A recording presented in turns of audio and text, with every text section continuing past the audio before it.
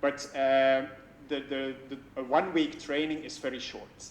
And if, at certain moments, there were some people in the room that had a psychology background, and they really wanted to, at certain moments, also to talk about the psychology of learning and how that is related to active learning, which I think is a very interesting topic, but unfortunately, that was not possible to go into an in-depth discussion on that topic because of a 1 week training is too short.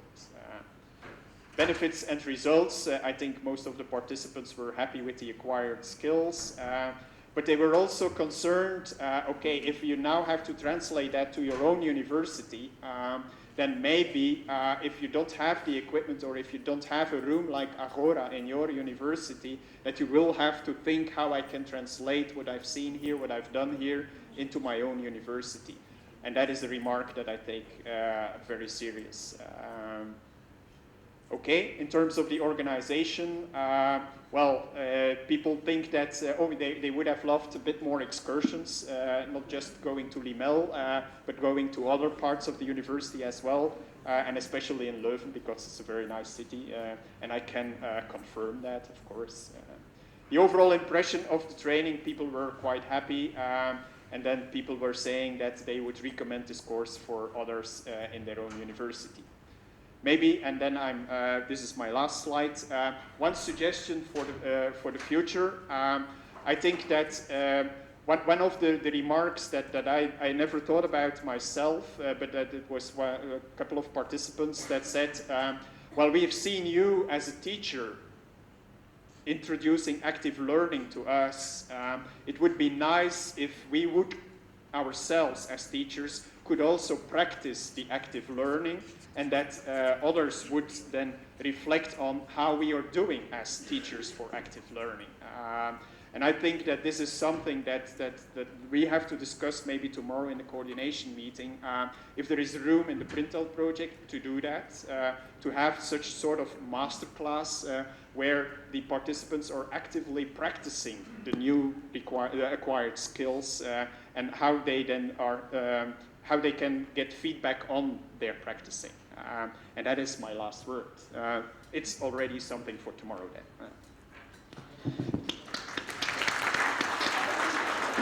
Thank you so much, Mr. Petegem. My pleasure. And also to keep the time.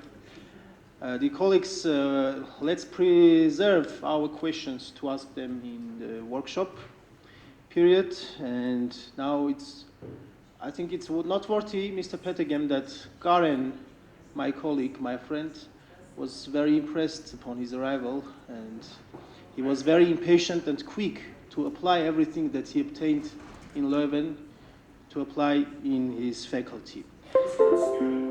Yeah, I know that. And now I am very glad to introduce Professor Juan Tomás Pujola from University of Barcelona.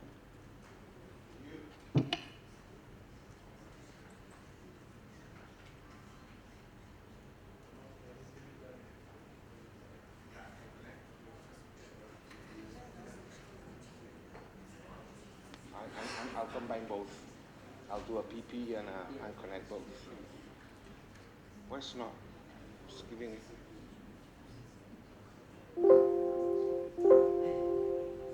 Says enable content. Doesn't want me from Apple. It doesn't give. Okay. Yeah. Thank you. Recognizing some faces. Thank you very much. I'm Juan Tomás Pujola from the University of Barcelona, and we had, some similar issues here. That's nice to hear. In our case, the training was a 30-hour, 1-week course. It's too short but too intensive. So they said, and it was intensive for everybody. From students and from teachers. Our course, it was devoted to active learning as well, but the focus was on M-learning and gamification. And basically what we did, or the objective of the course, were about these topics. And basically, our students were learning or having the input by doing stuff, by practicing from the very beginning. So the theory was done in a very practical way. And that's what they had to do. It was to plan a unit and to present it to the rest and to reflect and give each other feedback. On what? On M-learning using mobile devices, basically smartphones, and gamification. Or they could combine both. And all ended up with a presentation of a pecha kucha at the end. So basically, our approach to the course, it was task-based.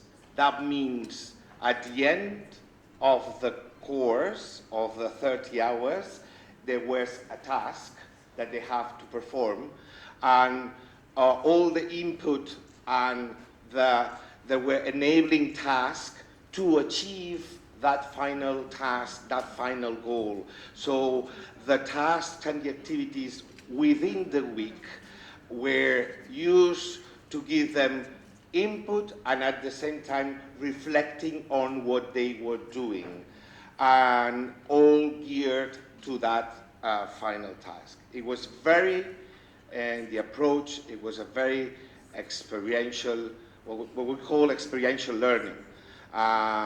They do and reflect, and all the time in that circle. So at the end of the day, of every day, people or teachers were a little bit exhausted because it was, very intensive in that respect. It was very active from the very beginning.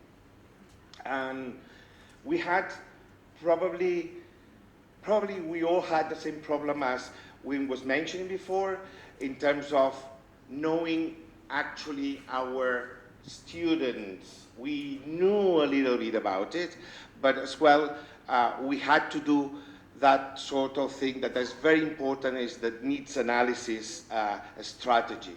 So we had tutors, the first day we had to readapt our schedule and our content from the information we gathered from questionnaires. We use Poll Everywhere, that is the same as Mentimeter. We use other strategies to get information and to adapt. We had a plan, of course, and the plan, it was done through context, that the context that we knew from here and from the information we gathered from all the universities.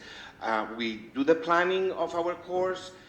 In the first day, we did a little bit of a needs analysis, and then we refine the planning of the course till we get the actual teaching program, that is the one that you are going to see at 1 second. We did a similar strategy. We designed a website where we had, it was kind of the more marketing strategy of showing what we were doing, because we use Moodle as the platform for resources and sharing resources and activities and tasks, but that it was to report of what we were doing and to have an idea and to keep, perfecting that website. I'll show you a little bit about, if it goes.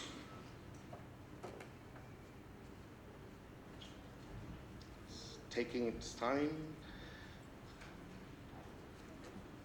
Yeah, but okay, it doesn't get out of.